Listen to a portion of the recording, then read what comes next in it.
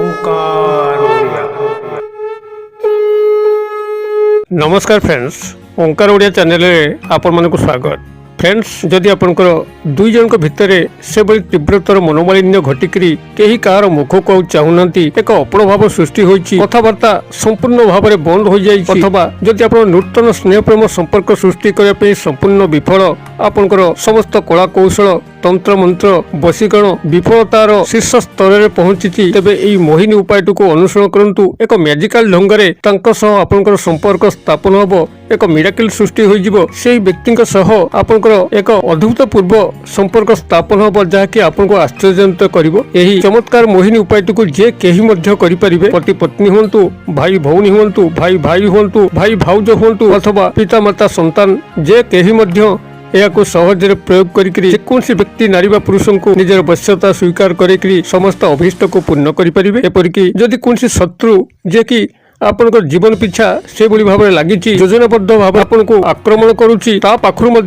आपन को सबुदिन मुक्ति मिल से ही शत्रुटी हुए तो आपन मित्रतार परिणत हो पारे अथवा आपन जीवन रास्तार सबुदिन दूरे जापे। यही सरल सहज मोहिनी उपाय को संपादन करने से कौन जटिल क्रियार आवश्यक नहीं। खूब सहज क्रियाटी मात्र यार कार्यकारिता दृष्टिकोण खूब शक्तिशाली। भिडियोटी को शेष पर्यंत देखंतु। जदि आप कौन मानवीय स्नेह संपर्क को लेकर गभीर म्रियमाण अवस्था अच्छा आपको कथा दौची निश्चित भाव में सही व्यक्ति नारी बा पुरुष आपंकर संपूर्ण वश्यता स्वीकार करी समस्त अभीष्ट को पूर्ण करिवो। तेबे चमत्कार मोहिनी उपाय को आपण मानक सह शेयर करने पूर्व क्षुद्र निवेदन, जदि आपण आज प्रथम बार करके चैनल प्रवेश करचंती एवं एई भली कंटेंट रे आपनको रुचि रहउची एबे चैनल करे थिबा लाल कलर रो सब्सक्राइब बटन क्लिक करी बेल आइकन क्लिक करी एवं ऑल नोटिफिकेशन पर क्लिक करी चैनल को सब्सक्राइब कर जबकि आम जिते सेवार यही तंत्र मंत्र वीडियो अपलोड करूँ सर्वप्रथम नोटिफिकेशन आपन पाखे पहुँचो एवं से सब को आपने सर्वदूर देखिकी किसी ज्ञान आहरण करेंगे। तेज फ्रेंड्स, एवं नजर पकड़ शक्तिशाली मोहिनी उपाय जहाँ मध्यम कि आप जेकोसी व्यक्ति नारी बा पुरुष को आपंकर वश्यता स्वीकार करी समस्त अभीष्ट को पूर्ण करेंगे।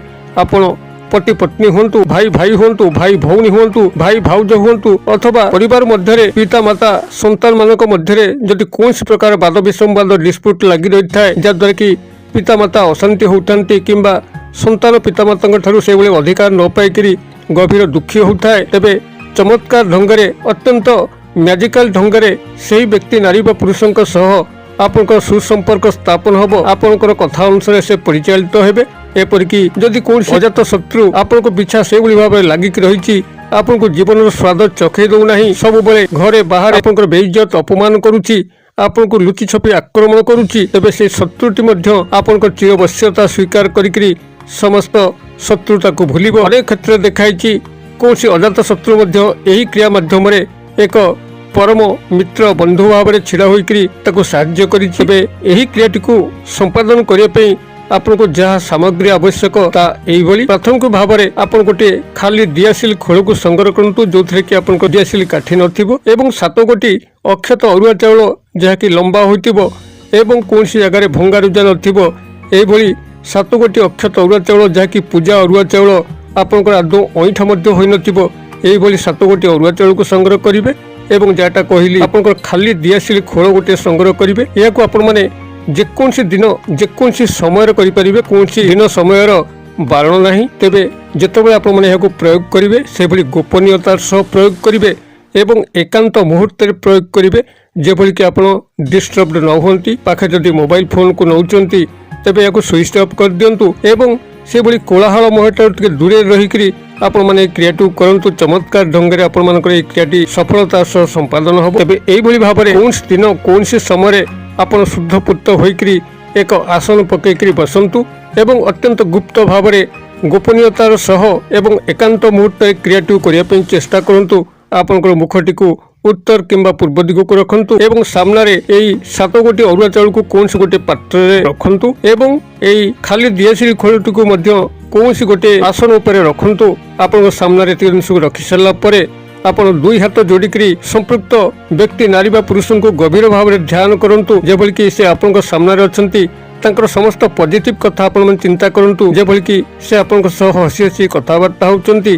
कौन से नेगेटिव थॉट्स से समय आणंतु नहीं। कौ सकाशे आपंकर पड़ू नहीं, कौ सकाशे ଆପଣଙ୍କର ତାଙ୍କ ସହ ମନୋମାଳିନ୍ୟ ଘଟୁଛି କୌଣସି ନେଗେଟିଭ ଥଟ୍ସ ସେହି ସମୟରେ ଆଣନ୍ତୁ ନାହିଁ, କେବଳ ପଜିଟିଭ ଥଟ୍ସ ଯାହାକି ତାଙ୍କ ସହ ଆପଣଙ୍କର ସୁସମ୍ପର୍କ ଚାଲିଥିଲା ବେଳେ କୌଣସି ହସ ଖୁସିର ମୁହୂର୍ତ୍ତ, କୌଣସି ସୁଖଦ ବେଳା, ଏହି କଥାକୁ ଆପଣମାନେ ମନ ଭିତରେ ରଖିକରି କ୍ରିୟାଟିକୁ ଚାଲୁ ରଖନ୍ତୁ। ଯଦି ନୂତନ ଭାବେ କାହାକୁ ଆପଣ ସ୍ନେହ ପ୍ରେମ ସମ୍ପର୍କର ସୂତ୍ରତାରେ ବାନ୍ଧିବା ପାଇଁ ଚାହୁଁଥାନ୍ତି, ତେବେ ତାଙ୍କ ସହ କାଳ୍ପନିକ ସୁଖଦ ମୁହୂର୍ତ୍ତର ଚିତ୍ର ମନ ମଧ୍ୟରେ ଅଙ୍କନ କରିକିରି ସେହି ବ୍ୟକ୍ତି ନାରୀ ବା ପୁରୁଷଙ୍କୁ ଗଭୀର ଭାବରେ ଧ୍ୟାନ କରନ୍ତୁ।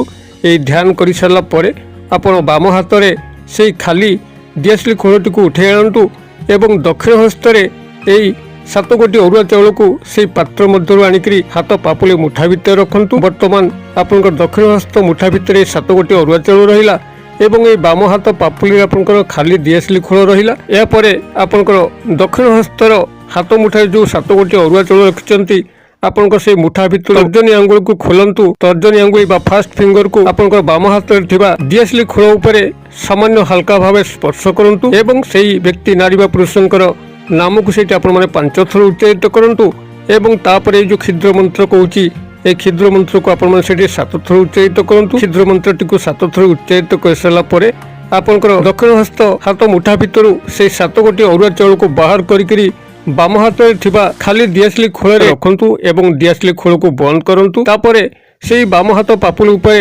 ଯେଉଁଥିରେ ଆପଣଙ୍କର ଦିଆସିଲି ଖୋଳ ଅଛି ଏବଂ 7 ଗୋଟି ଅରୁଆ ଚାଉଳ ବନ୍ଦ ଅବସ୍ଥାରେ ଅଛି, ତା ଉପରେ ଦକ୍ଷିଣ ହସ୍ତର ହାତ ପାପୁଲିକୁ ଘୋଡ଼େଇକରି ସମ୍ପୃକ୍ତ ବ୍ୟକ୍ତି ନାରୀ ପୁରୁଷଙ୍କୁ ଗଭୀର ଭାବରେ ଧ୍ୟାନ ପୂର୍ବକ ଆପଣ ସେ ସ୍ଥାନରୁ ଦଣ୍ଡାୟମାନ ହୁଅନ୍ତୁ ଏବଂ ଦିଆସିଲି ଖୋଳଟିକୁ ନେଇକରି ଆପଣଙ୍କ ପାଖରେ ତାର ରାତି ପାଇବା ପର୍ଯ୍ୟନ୍ତ, ଅର୍ଥାତ୍ ଯେଉଁ ଦିନ ଆପଣମାନେ ଏ କ୍ରିୟାଟିକୁ କଲେ ସେ ଦିନର ରାତ୍ରି ପାଇବା ପର୍ଯ୍ୟନ୍ତ ଏ ଦିଆସିଲି ଖୋଳଟିକୁ ପାଖାପାଖି ରଖନ୍ତୁ। ଅର୍ଥାତ୍ ଦିଆସିଲି ଖୋଳଟି ଆପଣଙ୍କର ରାତ୍ରି ପାଇବା ପର୍ଯ୍ୟନ୍ତ ଆପଣଙ୍କ ଆଟାଚମେଣ୍ଟ ହୋଇ ରହିବା ଆବଶ୍ୟକ। ତାହା ଆପଣଙ୍କର ତକିଆ ତଳେ ହୋଇଥାଇପାରେ, ସାର୍ଟ ପ୍ୟାଣ୍ଟ ପ୍ୟାକେଟରେ ହୋଇପାରେ, ଯେଉଁଭଳି ଭାବରେ ଆପଣମାନେ ଚାହିଁବେ ଏହାକୁ ସେହିଭଳି ଭାବରେ ସେହି ରାତ୍ରି ପାଇବା ପର୍ଯ୍ୟନ୍ତ ଆପଣଙ୍କ ସହ ଆଟାଚମେଣ୍ଟ ହୋଇ ରହିବା ପାଇଁ ଦେବେ। ଏହାପରେ ଆପଣଙ୍କ ଯେଭଳି ଭାବରେ ରାତ୍ରି ପାହୁଛି, ସୂର୍ଯ୍ୟୋଦୟ ଘଟିବାର ଯଥେଷ୍ଟ ଆଗରୁ ଆପଣମାନେ ସକାଳୁ ଉଠିଯିବେ। ସ୍ନାନ ଶୌଚ ଶୁଦ୍ଧପୂତ ନ ହୋଇକରି, ଦାନ୍ତ ନ ଘଷିକରି, କୌଣସି ଚପଲ ନ ମାଡ଼ିକରି ଆପଣ ସେ ଦିଆସିଲି ଖୋଳଟିକୁ ଧରିକରି ପାଖରେ ଥିବା କୌଣସି ଏକ ବରଗଛ ହେଉ କିମ୍ବା ଓସ୍ତ ଗଛ ହେଉ ତାର ମୂଳରେ ଚୁପଚାପ ରଖିଦେଇକରି ପଳେଇ ଆସିବେ ଏବଂ ଆସିବା ସମୟରେ ଆପଣ ଆଉ ବୁଲିକି ପଛକୁ ଚାହିଁବେ ନାହିଁ କେଉଁଠି ଆପଣଙ୍କର ଦିଆସିଲି ଖୋଳଟି ରହିଲା ସେହି ଗଛ ମୂଳରେ। ଏହିଭଳି ଭାବରେ ଏକାନ୍ତତା ଗୋପନୀୟତାର ସହ ରକ୍ଷା କରିକି ଯଦି ଆପଣମାନେ କ୍ରିୟାଟିକୁ ସଫଳତାର ସହ ସମ୍ପାଦନ କରିବେ, ମାତ୍ର 3 ରୁ 4 ଦିନ ମଧ୍ୟରେ ସେହି ବ୍ୟକ୍ତି ନାରୀ ବା ପୁରୁଷଙ୍କ ସହ ଏଭଳି ଗଭୀର ସ୍ନେହ ପ୍ରେମ ସମ୍ପର୍କରେ ଆପଣଙ୍କର ସୂତ୍ରପାତ ଘଟିବ ଯାହାକି ପୂର୍ବବତ୍ କେବେ ମଧ୍ୟ ସମ୍ଭବ ହୋଇନଥିଲା। ସେହି ବ୍ୟକ୍ତି ନାରୀ ବା ପୁରୁଷ ସମ୍ପୂର୍ଣ୍ଣ ବଶ୍ୟତା ସ୍ୱୀକାର କରିକରି ଆପଣଙ୍କ ସମସ୍ତ ଅଭୀଷ୍ଟକୁ ପୂର୍ଣ୍ଣ କରିବ। ତେବେ ଏ ଯେଉଁ ମୋହିନୀ ମନ୍ତ୍ରଟିକୁ ଆପଣମାନେ ସେଇଠି 7 ଥର ଉଚ୍ଚାରିତ କରିବେ, ଯାହାକି ଏପର୍ଯ୍ୟନ୍ତ ମୁଁ ସେୟାର କରିନାହିଁ। ମୋହିନୀ ମନ୍ତ୍ରଟିକୁ ସେୟାର କରୁଛି, ଆପଣମାନେ କାଗଜ କଲମରେ ଟିପି ନିଅନ୍ତୁ। ମୋହିନୀ ମନ୍ତ୍ରଟିକୁ ପ୍ରାଥମିକ ଭାବରେ ମୁଖସ୍ଥ କରିସାରିଲା ପରେ ହିଁ ପ୍ରୟୋଗ କରିବେ, ଯାହାଦ୍ୱାରା କି ଏହାର ଚମତ୍କାର ଫଳ ପାଇବେ। କାଗଜ କଲମରୁ ଦେଖିକରି ଆପଣ ମୋହିନୀ ମନ୍ତ୍ରଟିକୁ ଯଦି ସେଇଠି ପ୍ରୟୋଗ କରନ୍ତି ବିଫଳ ହେବେ। ଅତଏବ ପ୍ରଥମେ ମୁଖସ୍ଥ କରିନେବେ ଏବଂ ତାପରେ ପ୍ରୟୋଗ କରିବେ, ଚମତ୍କାର ଫଳ ପାଇବେ। ମୋହିନୀ ମନ୍ତ୍ରଟି ଆପଣଙ୍କର ଏଇଭଳି ରହିବ, ଟ୍ରିଂ ଓଂ ତ୍ରୁଂ ଅମୁକ ବଶ୍ୟଂ ବଶ୍ୟଂ ସ୍ୱାହା। ଆପଣମାନେ ଅମୁକ ସ୍ଥାନରେ ସମ୍ପୃକ୍ତ ନାରୀ ବା ପୁରୁଷଙ୍କର ନାମକୁ ନେବେ। ତେବେ ଏଇ ଥିଲା ଆଜିର ଏହି ମୋହିନୀ ପ୍ରୟୋଗ। ଆପଣମାନେ କ୍ରିୟାଟିକୁ କରନ୍ତୁ, କିଭଳି ଫଳପ୍ରାପ୍ତ ହେଉଛନ୍ତି କମେଣ୍ଟ ବକ୍ସରେ ସେୟାର କରନ୍ତୁ। ଭିଡ଼ିଓ ଭଲ ଲାଗୁଥିଲେ ଲାଇକ୍ କରନ୍ତୁ, ସାଙ୍ଗସାଥି ମହଲରେ ସେୟାର କରନ୍ତୁ। ଭିଡ଼ିଓର କ୍ଷୁଦ୍ର ପରିସର ମଧ୍ୟରୁ ମୋତେ ଏଇଠି ଆଜି ବିଦାୟ ଦିଅନ୍ତୁ। ପୁଣି ଆପଣମାନଙ୍କ ସହ ଦେଖା ହେଉ ଏଇଭଳି ଏକ ଶିକ୍ଷଣୀୟ ଭିଡ଼ିଓରେ। से पर्यंत दर्शक बंधु आपण समस्ते मंगलमय कृपार भले थांतु रहुछि। सर्वे भवन्तु सुखिनो, सर्वे सन्तु निरामया, सर्वे भद्राणि पश्यन्तु मा कश्चित् दुर्भाग् भवेत्। ओं शान्ति, ओं शान्ति, ओं शान्ति। नमस्कार।